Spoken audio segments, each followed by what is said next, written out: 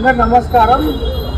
ఏదైతే గత కొన్ని రోజులుగా ఆడియో క్లిప్పింగ్స్ రూపంలో వాట్సాప్ గ్రూప్లలో కానీ అన్ని సోషల్ మీడియా ప్లాట్ఫామ్స్లో ఏదైతే కొన్ని ఆడియో క్లిప్పింగ్స్ మీరు అందరు గమనిస్తూ ఉన్నారు, దానిపైన ఎంత కాంట్రవర్సీ అవుతుందో మీరు అందరు చూస్తూనే ఉన్నారు. సో దాంట్లో మనం అందరం గమనించాల్సింది ఏంటంటే అన్ని ఆడియో క్లిప్పింగ్స్ అన్నీ కట్ చేస్తూ అన్ని కట్ కాపీ పేస్ట్ అన్నట్టు ఒకటే మనిషి మాట్లాడుతూ వస్తుంది. దాంట్లో రెండో వ్యక్తి మాట్లాడేది కూడా మీకు ఎక్కడ కూడా కనిపించదు. ఒకటే వన్ సైడెడ్గా మాట్లాడుతూ ఉద్దేశపూర్వంగా కావాల్చుకొని కుట్రపూరితంగా ఈరోజు యువజన కాంగ్రెస్ రాష్ట్ర అధ్యక్షుడిగా మా తండ్రి ఈ పార్టీకి 41 సంవత్సరాల నుంచి సేవ చేస్తున్నాం.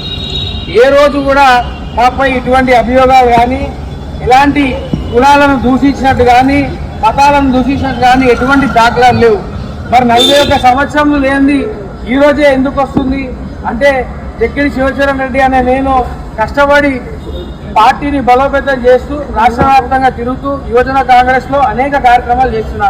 ఎవరో కొందరు వ్యక్తులు వేరే పార్టీ వాళ్ళు కావచ్చు, మా పార్టీ వాళ్ళు కావచ్చు, దానిపైన నేను కమెంట్ చేయదలుచుకోలేదు. వాళ్ళు మా ఎదుగుదలను చూసి ఓర్వలేక కంటిన్యూస్లీ ఒకటి తర్వాత ఇష్టం ఉన్నట్టు తయారు చేసుకుంటూ పోతున్నారు.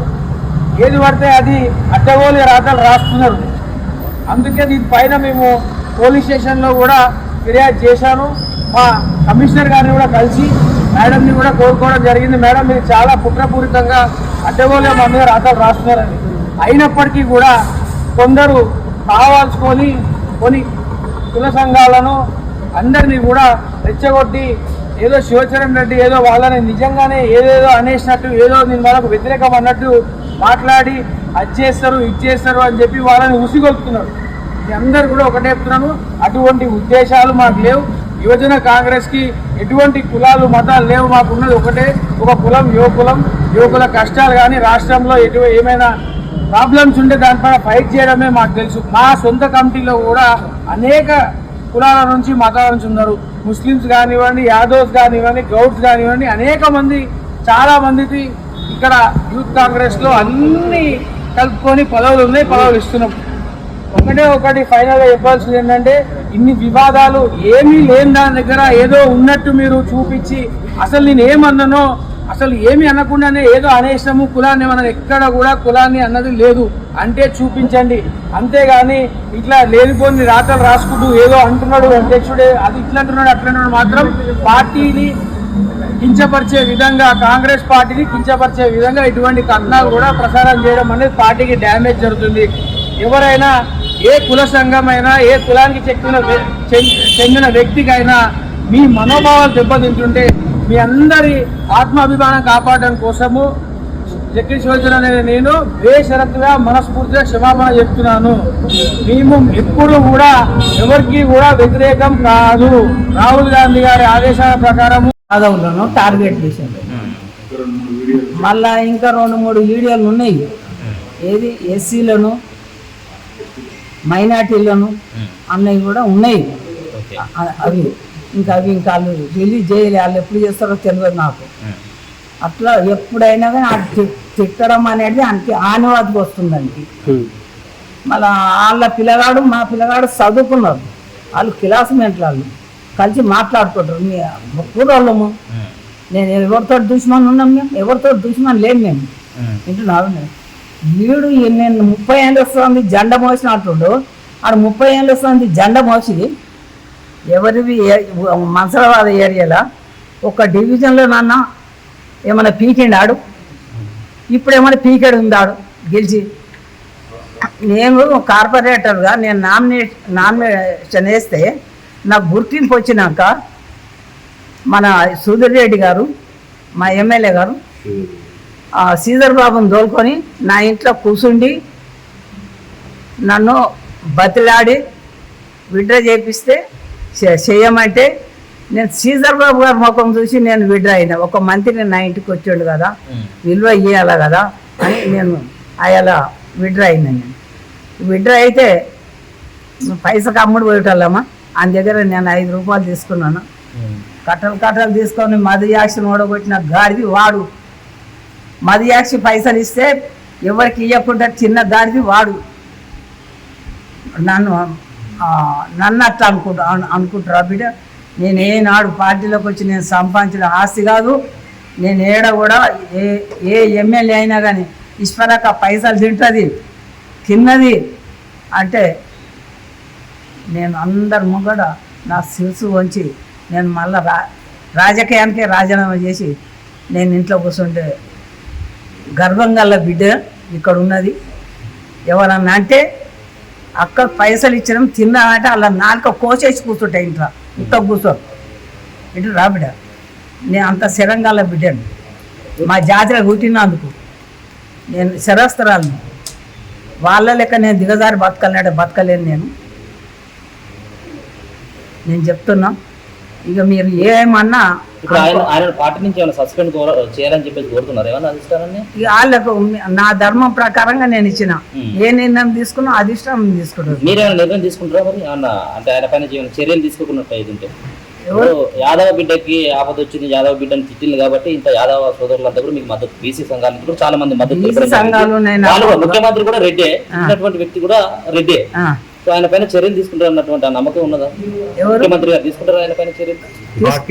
పార్టీ నేను చెప్పినా కదా బిడ్డ, ఊరికే రిపీట్ చేయకూడదు. ఇప్పుడు పార్టీకి నేను అధిష్టానానికి ఇచ్చిన పార్టీ అమ్మకు గుర్తించి ఇచ్చింది టెంపుల్. మీనాక్షి నటరాజన్ చేసిన, మల్లు రవికి చేసిన, మహేష్ కుమార్ గౌడ్కి చేసిన, మధుయాక్షి చేసిన, చెల్లం నరసింహారెడ్డికి కూడా. ఆయన ఇప్పుడు ఏమంటున్నాడు అంటే ఆ వాయిస్ నాది కాదు, ఎవరు క్రియేట్ చేసి పెట్టింది ఆడంటే మీరెట్లా నమ్ముతారు బిడ్డ?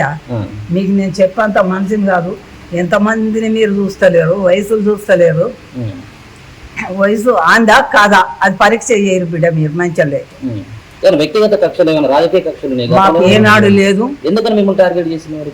అంటే నా మందని బయటికి తెస్తున్నాని అదే టార్గెట్ చేసాను. ఇంకేం టార్గెట్ లేదు. అలా తాతలు ముత్తాతలు సంది మేము అందరం కలిసిమెలిసే ఉన్నాము. అలా నాయనమ్మలు మేము కలిసిమెలిసే ఉన్నాము. ఒక్క ఇంట్లో తిన్నట్టే ఉన్నాము. ఇక వానికి మధ్యన ఆదివాసుల పాపం తగ్గి అని పైస ఎక్కువయ్యి ఆడ ఈ రకంగా బల్పు మాటలు మాట్లాడుతున్నాడు. మాకు అసలు మందిరం మించే జాతి కాదు మాది. మేము కబ్జాలు పెట్టే జాతి కాదు మాది. ఆక్వైల్ చేసే జాతి కాదు కానీ మాది. అవన్నీ వాళ్ళకు నడుస్తాయి కాబట్టి ఆడు ఏదైనా మాట్లాడగలుగుతాడు. నేను ఒప్పుకునేదాన్ని కాదు. ఆడు సాటికే లేదో నా పేరు అనుకుంటా ఆడు క్షమార్పణ కోరినంత మాత్రంగా ఈశ్వరం మేము ఆశమాష కాదు. నేను కాదు. అధిష్టానం ఏ నిర్ణయం తీసుకుంటే దానికి నేను కట్టుబడి ఉంటాను. ఇప్పుడు ఇద్దరు ఒకటే పార్టీలో ఉన్నారు, క్షమించేటువంటి పరిస్థితి లేదా ఈశ్వరమ్మ గారు? ఎవరు? ఈశ్వరమ్మ గారు క్షమించే పరిస్థితి ఏమైనా లేదా? అధిష్టానం చెప్పాలి. అధిష్టానము ఏ నిర్ణయం తీసుకుంటే దానికే కట్టుబడి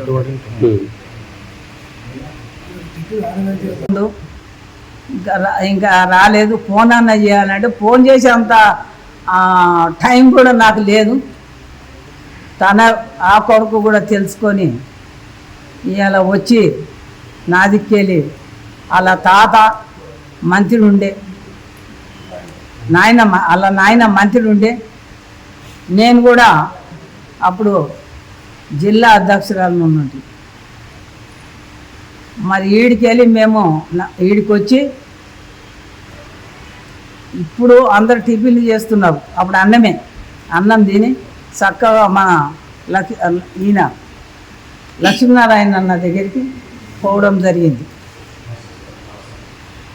మళ్ళీ మేము ఆ రకంగా ఏ కులాన్ని దూషించలేదే, మేము ఎవరిని అనలేదే. మేము అందరినీ కూడా అన్నల దమ్ముల లెక్క చూసినాము.